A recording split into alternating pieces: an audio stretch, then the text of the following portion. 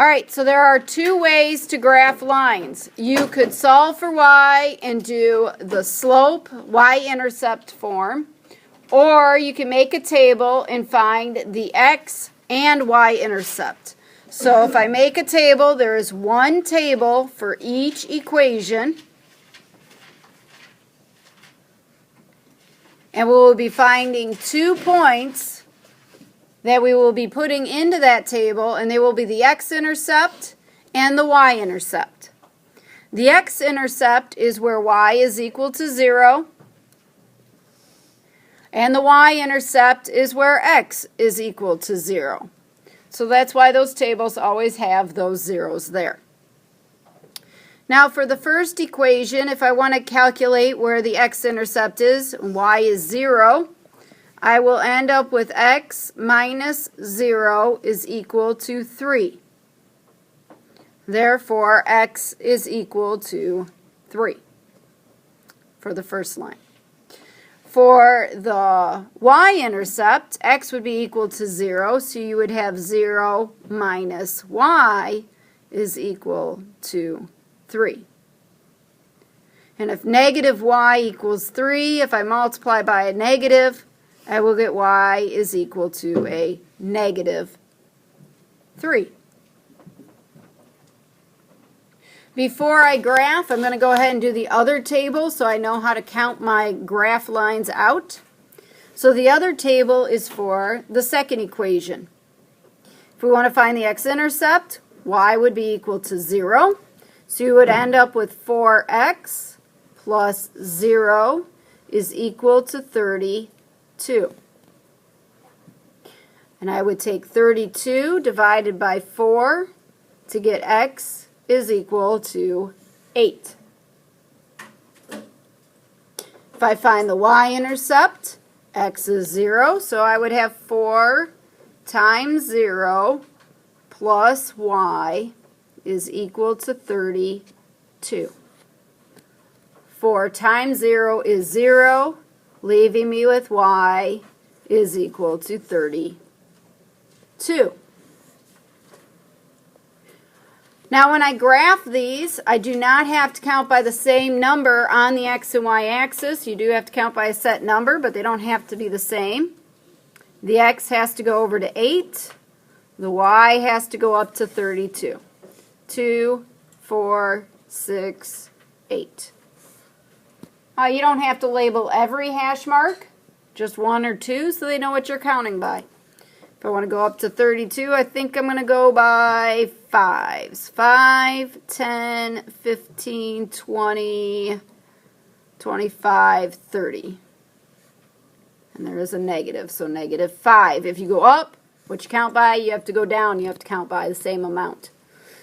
All right, let's put our points. The first line, x was 3. Whoops, nope, that's a 2. That was counting by 2, so the 3 goes there. And y was a negative 3, which is right there. Connect the 2 points, and you have a line. X is 8, y is 32. Connect the 2 points, you have a line. The point of intersection is right there, so if our answer was 6 point something, comma 4, that'll be the approximate answer. You can't get the actual answer off of a graph unless it's nice and grid and there's no decimals and all that good stuff.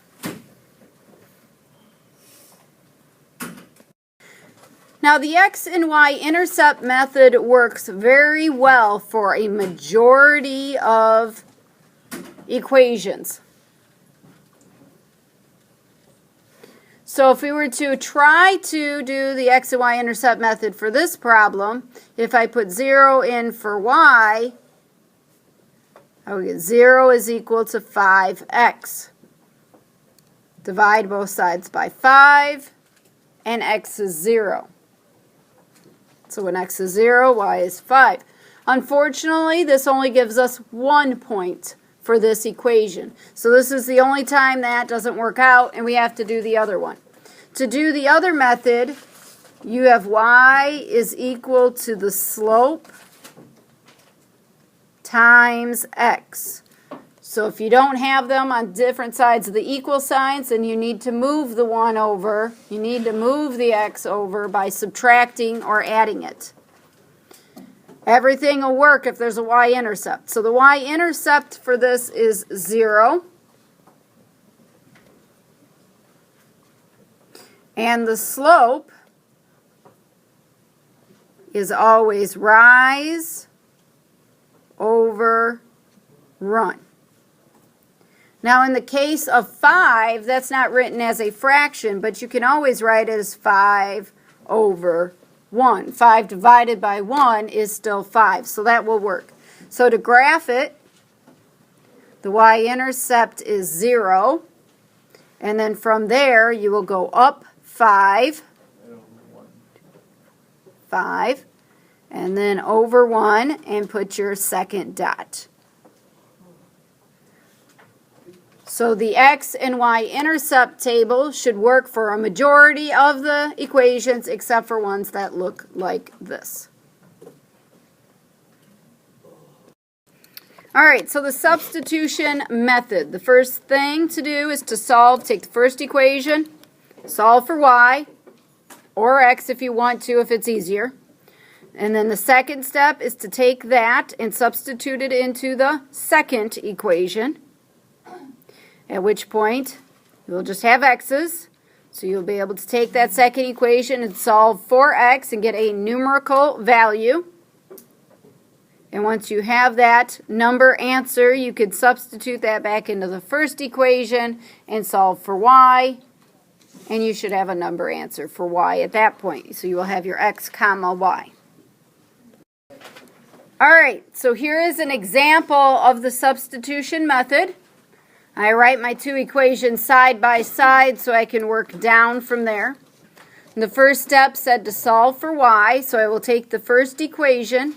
I will get y alone by subtracting x. What I do on the left, I must do on the right. So I get y is equal to 18 minus x. That doesn't have an x with it. That is an x. Can't put them together, so it's 18 minus x, not something else. Then you will take that and substitute it into the second equation. So this is what y equals. I call substitution the sticky note property. So I write this on a sticky note and I put it there where y is, like it's a sticky note. And if so, then what I have will be 16x plus 10 and the sticky note, which goes in parentheses, equals 240. At this point, I just have the one unknown of 18 that I must solve for. So 10 times this quantity, I distribute the 10 first. So 10 times 18 is 180. 10 times a negative 1x is a negative 10x, which is equal to 240.